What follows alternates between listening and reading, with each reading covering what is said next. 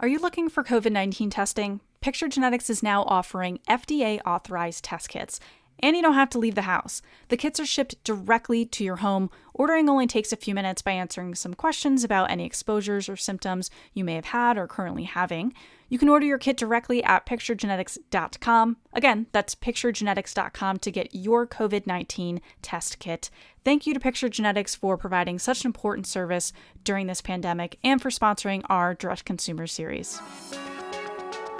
How is it that we find ourselves surrounded by such complexity, such elegance? The genes of you and me, the genes of you and me, we're all made of DNA. We're all made of the same chemical DNA. We're all made of DNA. Hello, you're listening to DNA Today, a genetics podcast and radio show. I'm your host, Kira Deneen. On this show, we explore genetics and how it impacts our health through conversations with leaders in genetics, such as fellow genetic counselors, researchers, doctors, patient advocates, and many other voices in the scientific community. This episode continues our direct consumer genetic testing series, so be sure to check out all the previous episodes at dnapodcast.com or search DNA Today in your podcast app. Today, we are hearing directly from one of the largest DTC companies in the world, 23andMe. Joining me for this conversation is Greb, who is a genetic counselor and serves as the lead of the medical education team at 23andMe. In this role, she's responsible for developing educational initiatives that equip healthcare providers to better integrate personalized genetic information into the everyday care of their patients. Previously, Anne was the program director of 3 genetic counseling programs, Wayne State University, Long Island University, and Sarah Lawrence College. She also directed the medical genetics course taken by first-year medical students at Wayne State University. It's a pleasure to have you on the episode today, Anne. Thanks so much for taking the time and joining the program.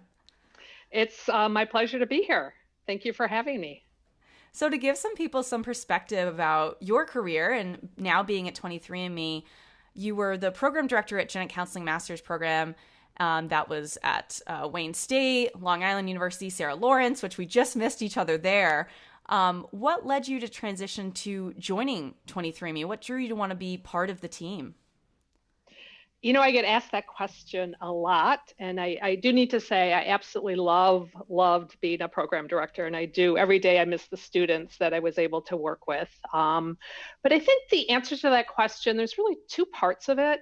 The first part, I am really fascinated by this interest that the general public has in personal genetic testing. Never in a million years, if I sort of look back, fast forward, would I have thought that sort of genetics, that this is a space that we would be, that so many people would be engaged and so many people would be interested in learning about their genetic information. And there's lots of reasons why, people pursue personal genetic testing. But I just really see opportunities. I see opportunities to educate the general public about genetics and genomics. And I think genetic counselors have a really important role in this movement, if we want to call it a movement. So I just really wanted to be a part of it, and I wanted to learn more about it. The second reason is a big part of my career, I also is dedicated to educating healthcare providers, primarily medical students, about genetics. And I know firsthand that they just don't get very much genetics education in their medical curriculum. And I see an opportunity now, because when do you learn genetics? When do you learn anything in life as adults? It's when it's relevant and when it's important. And I see the primary healthcare provider workforce right now. People are coming in, their patients are coming in and asking them about their DTC genetic test results. And so they really do have an opportunity now to learn genetics. There's a reason to learn genetics. And that really is the focus of my role here at 23andMe, is to do educational activities, really to help primary care providers answer our customer questions about their DTC genetic test results. And it's helpful for those healthcare professionals, either genetic counselors, geneticists, or people that are outside of that genetic expert area, to have a better understanding of consumers' motivations for pursuing DTC genetic testing, as you were kind of hinting at earlier. What do you see like now in this role of being much more exposed to DTCs? What are the most common reasons people are seeking out doing this form of testing? Yeah, and that is certainly an area I've learned a lot more about, and not just sort of like the list of reasons people are interested in having a personal genetic test, but really sort of understanding kind of the reasons why and why it's relevant to their lives. And I think as genetic counselors, one thing early on that we learned that we really do value the unique perspective each patient brings in terms of, all of our patients have their own values, their own belief systems, sort of what motivates them to pursue or not pursue genetic testing is all very different. And that's what makes our role and our jobs, really fascinating and interesting. And I think what I've had to do, or what I've had the opportunity to do, is really sort of look at the reasons customers pursue personal genetic testing, and then really how is that relevant, I think, to us as genetic counselors. And one of the two top reasons, Kira, is actually people are interested in ancestry, people are interested in genealogy. But I think if we think about that as genetic counselors, there's certainly relevant information. We know how important ethnicity is in terms of understanding risk factors. And then we also know that people, they're interested in their identity, they're interested in celebrating sort of who they are and where they came from and what are their traditions and what are their, the group that they came from, their religious beliefs and stuff like that. And as genetic counselors, it's all about cultural competency. It's all about really understanding their worldview and their perspective. In terms of the health information, again, that's another top reason customers are interested in personal genetic testing. And I think they see the potential in genetics. I mean, I think some of the motivations may be a little premature. And I think just in genetics in general, we still have a ways to go, I think, for things to really have pure clinical utility, really make a difference in terms of healthcare. But I think people see the potential, and I think people see that it does give them information. And if you look at sort of the top types of health conditions people are interested in, they're interested in knowing about the risk for breast cancer, they're interested in knowing about the risk for heart disease, and people really want to know about Alzheimer's disease, which again, there's a lot of controversy, and I think us as genetic counselors have opinions about whether or not that is valuable. But for a lot of people, there is what we call personal utility. There really is value for them personally to know that information. And with people doing this type of testing, direct consumer, they're doing it directly. They're picking up a kit and being able to, swab or spit or whatever the form is now, and send it in. It kind of goes into how, with so many people doing this, how is this going to be integrated into like routine medical care? Because it's not just a few people doing this. It's like a big chunk of the population and growing and growing. How do you see it being integrated, or what ways would you like to see it going as we're starting to explore this area? Yeah, another really great question. I mean, in 2019, 26 million people have had a direct-to-consumer genetic test. So yes, they've been able to sort of facilitate their own genetic testing experience without the input of a healthcare provider. And it is, as you described, really submitting a saliva sample through a kit, sending it in the mail, and then 2 to 4 weeks later, they're able to access their sort of protected portal on the website and really view and look at their genetic information. And we know that 30% of customers who undergo a DTC genetic test do take the information to their healthcare provider.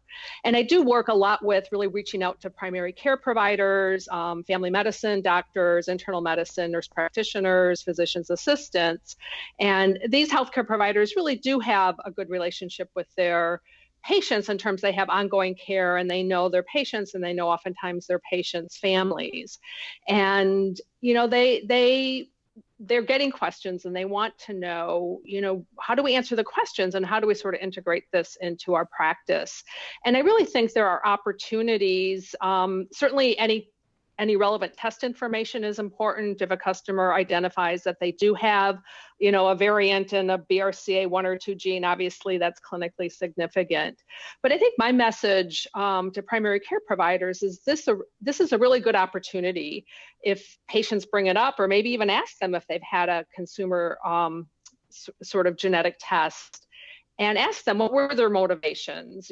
Were they interested, or did they have it because of a concern about their family history? And I think it's a really good opportunity then to update the family history information, to ask their patient about their family history, because oftentimes, as we all know as genetic counselors, a DTC genetic test such as 23andMe's health and ancestry test is really not intended for people that have an increased risk for a genetic condition based on their family history. Those people certainly need to have clinical genetic testing based on their specific indication. So it is an opportunity for our primary care providers to sort of do that family history screen to see if their patient, was this the right test, or should they be referred for genetic counseling and more specific genetic testing. I think it's an opportunity to ask about ancestry information, about ethnicity. Again, that has relevance certainly from a healthcare perspective. And then another thing I think people don't sometimes think about is one of the big motivators, as we talked about, is ancestry. But another motivator that's becoming more and more popular is people are interested in finding family relationships, or sometimes they find out about family relationships that they didn't anticipate or didn't know existed. And I think this is a very important role for healthcare providers to ask their patients, was there any information you found out that you didn't anticipate? Did you find about relatives you didn't know about? Did you ask them about their health information? It's a way, again, to sort of expand and get more comprehensive family history information. And then I think to also talk about, just the ramifications of identifying and finding out about information that, their patient perhaps didn't anticipate or didn't know about. And with all this information, for so many people that are doing this type of testing, they may not have done any type of testing if it wasn't for this direct consumer model of maybe they don't have something that is going to bring them in to see a healthcare provider and they're doing it for fun or whatever their other reasons are and motivations for doing it. And then it may bring up information that then leads them to have these conversations with maybe starting with their GP and kind of moving from there. So it's an interesting perspective to bring it up that I think it's not a way that a lot of people in our field in genetic counseling kind of will talk about of this is reaching people that may not be reached otherwise and starting those conversations and starting that education process. I was surprised. So 30% of people are bringing this to their GPs. Is that what you were saying earlier? Yes, that's what several studies have shown. And those studies are actually a couple years old. So I anticipate the number is probably even higher than that. But I think, Carrie, you bring up a really important point. And the way that I think as adults, how we learn, we have to sort of new technologies or new things that come about, we have to sort of relate them to things that we already know. And so the way that I sort of think about direct-to-consumer genetic testing, personal genetic testing, is really like a screening test. And, genetic screening has been around, with newborn screening and carrier screening and prenatal screening. I mean, this is, again, a concept we're very familiar with. And you'll find even primary care providers are familiar with the concept of screening. And so screening tests are really meant to be offered to healthy populations.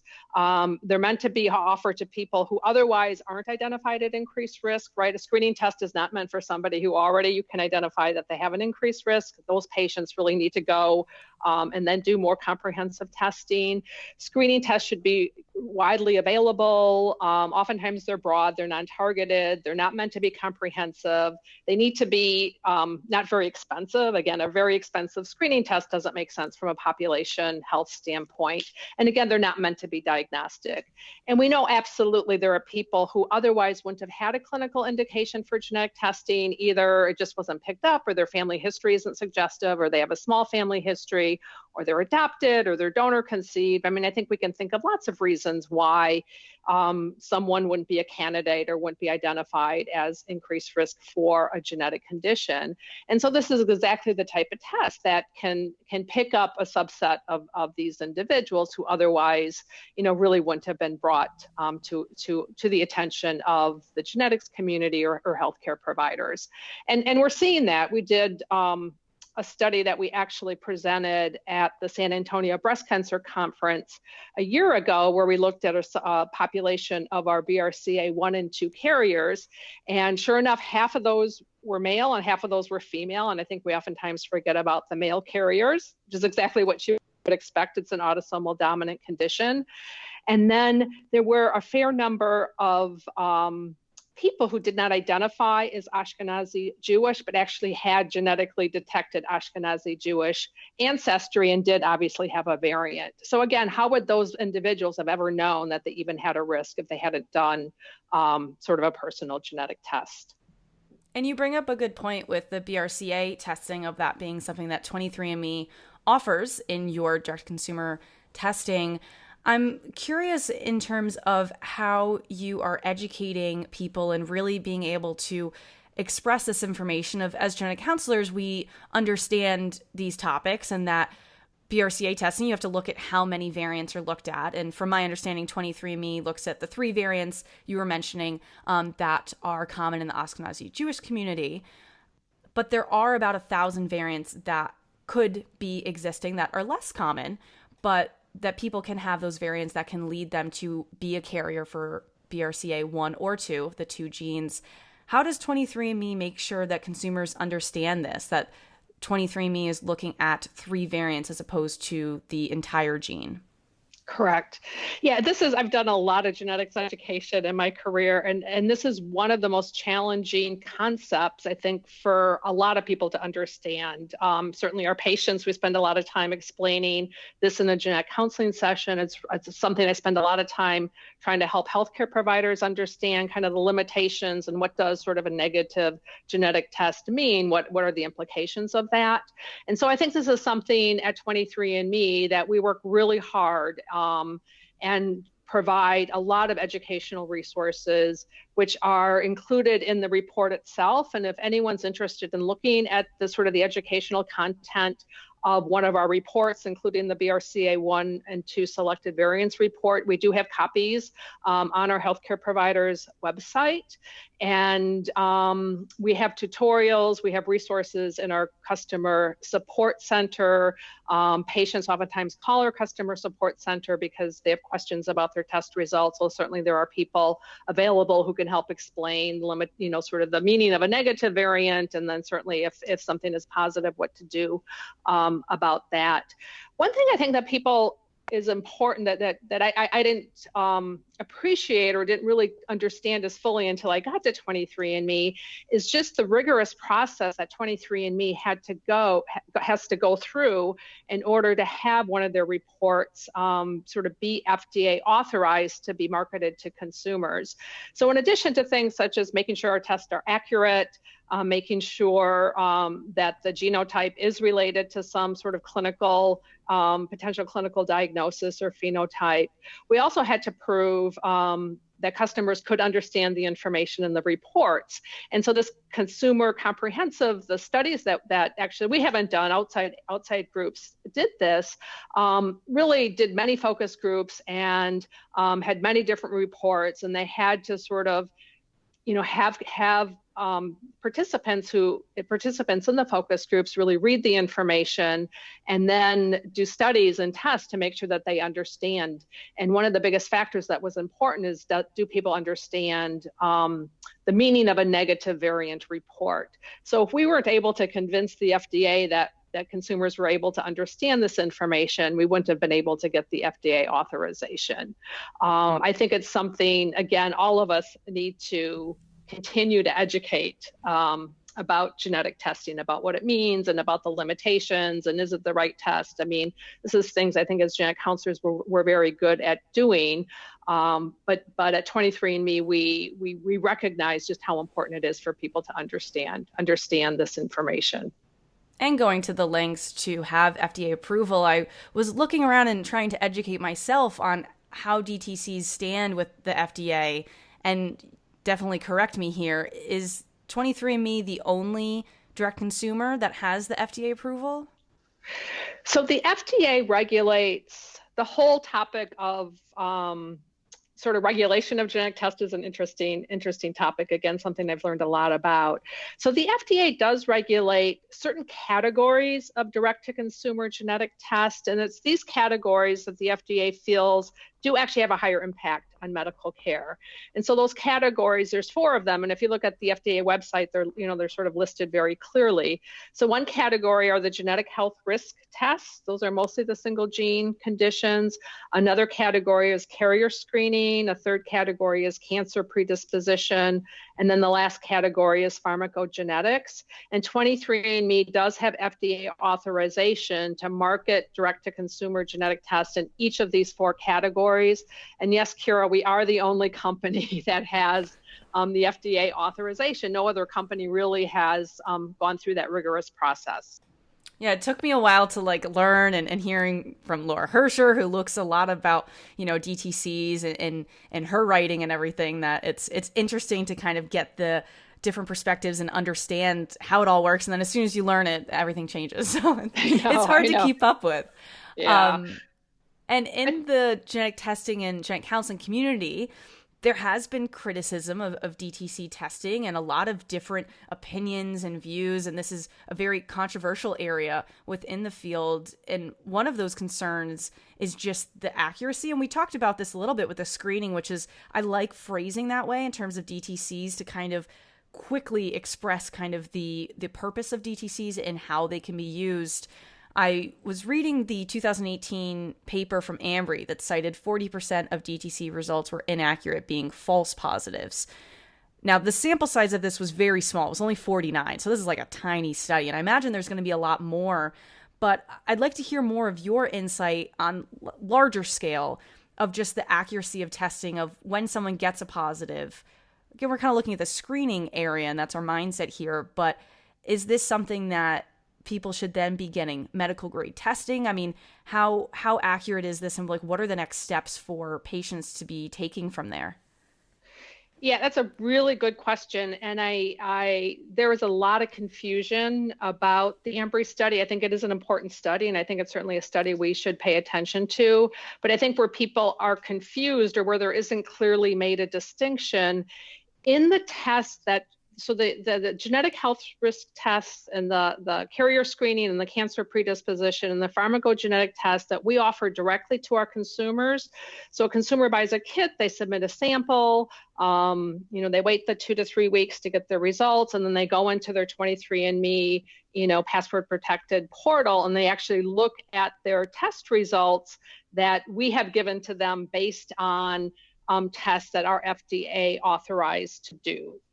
These tests, again, have gone through a rigorous process, and we have demonstrated, with 99.9% accuracy, that we're looking for very specific, the presence or absence of very specific, well-known variants that we know do have a high impact.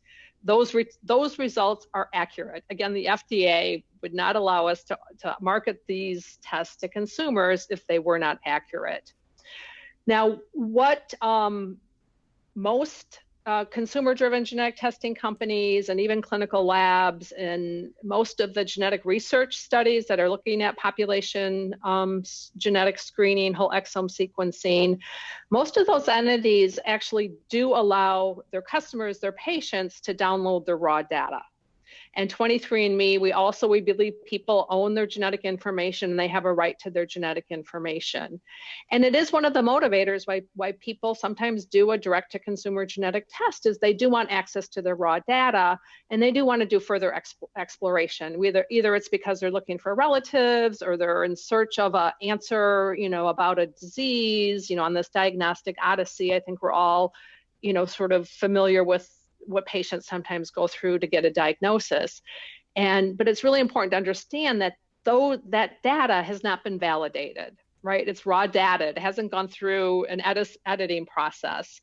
And so for customers or patients who take that information and upload it to a third-party interpretive service, there certainly are issues about accuracy. It could be accuracy with the data itself. It could be how the third-party interpretive services interprets the data. There's just a lot of issues or problems around it.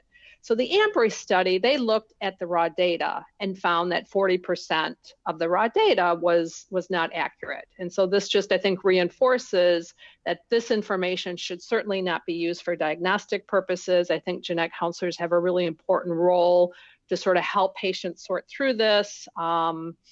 But this is not, I think it's not an accurate statement to say all of DTC testing, 40% of it is not accurate. That's just not a true statement.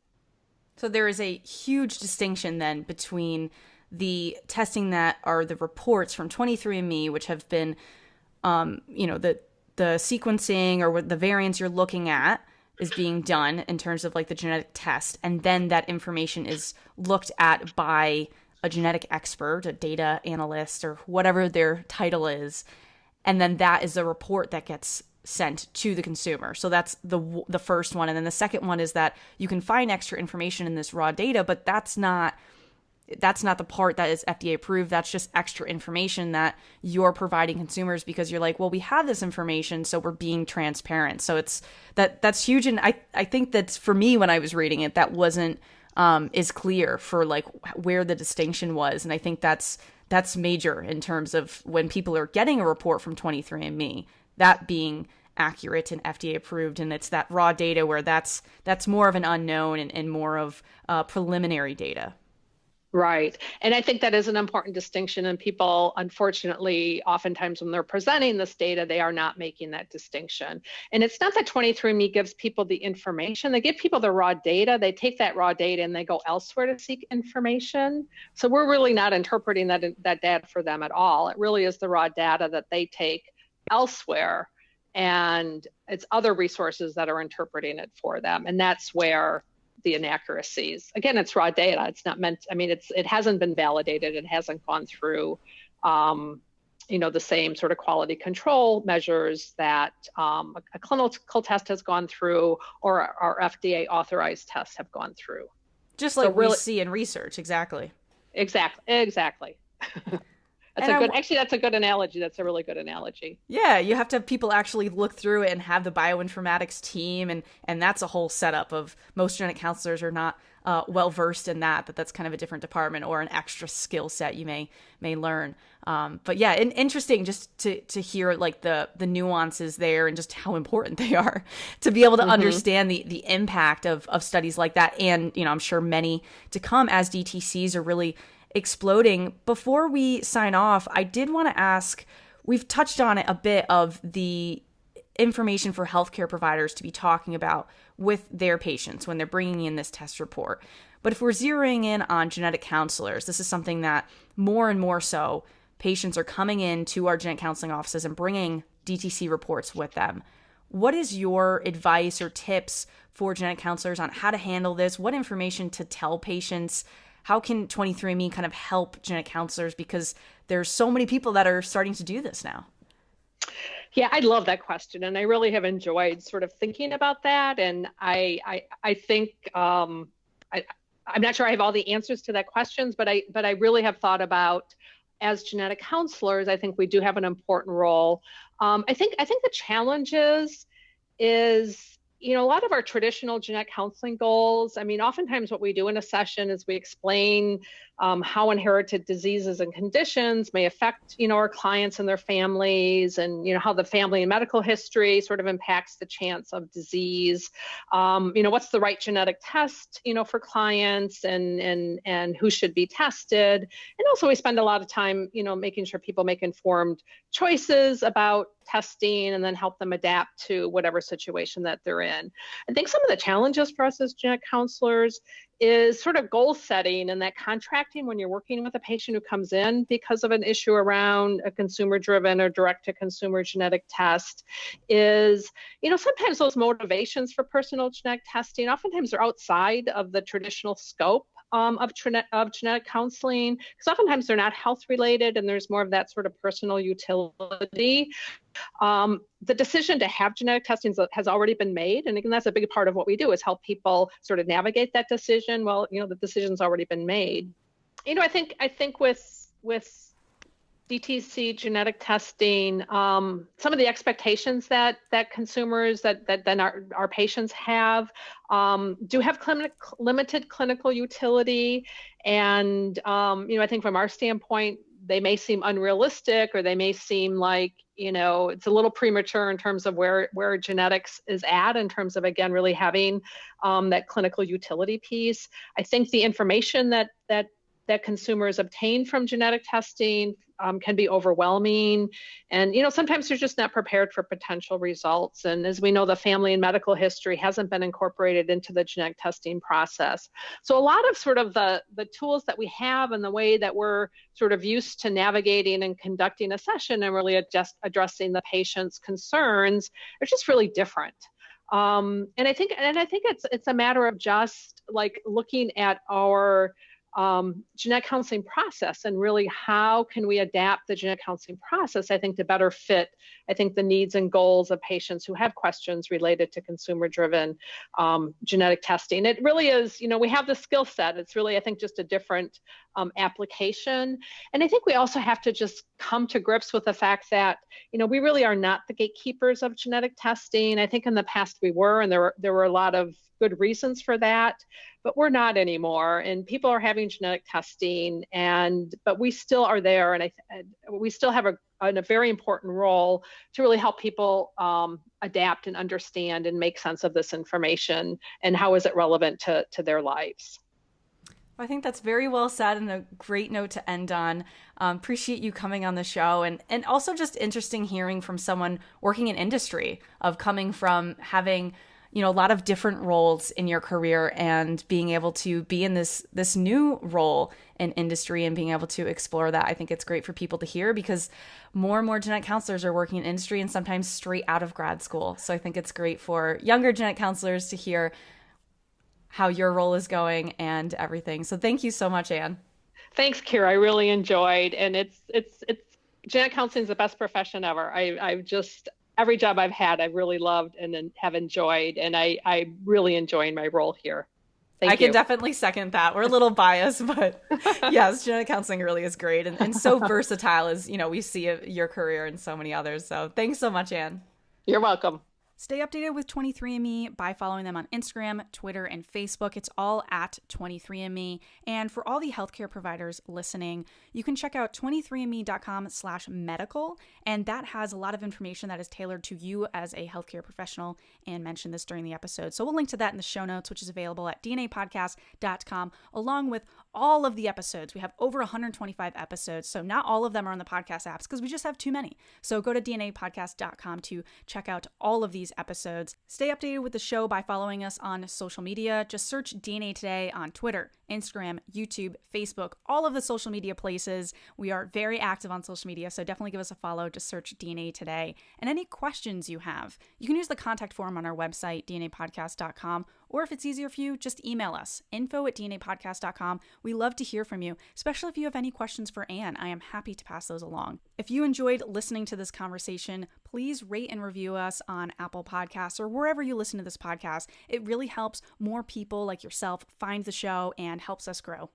Don't forget, Picture Genetics is providing COVID-19 testing. Their usual kits are for family planning, newborn health, personal wellness, and disease risk. But in an effort to help during this pandemic, they have added COVID-19 kits to their services. You can order your own kit by going to picturegenetics.com. Previously, I did the Picture Parenting Kit to learn about my own carrier status for some autosomal recessive conditions that I could potentially pass on to my future kids. And now I ordered a COVID-19 test myself. It was really easy. I just answered if I had any symptoms and what type of settings I'm in terms of my exposure level. And just a couple days after, my kit arrived in the mail.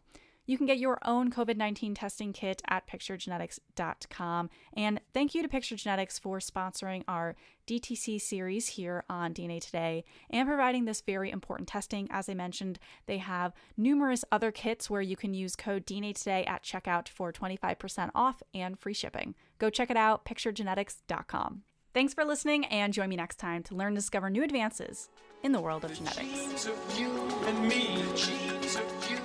We're all made of DNA. We're all made of the same chemical DNA.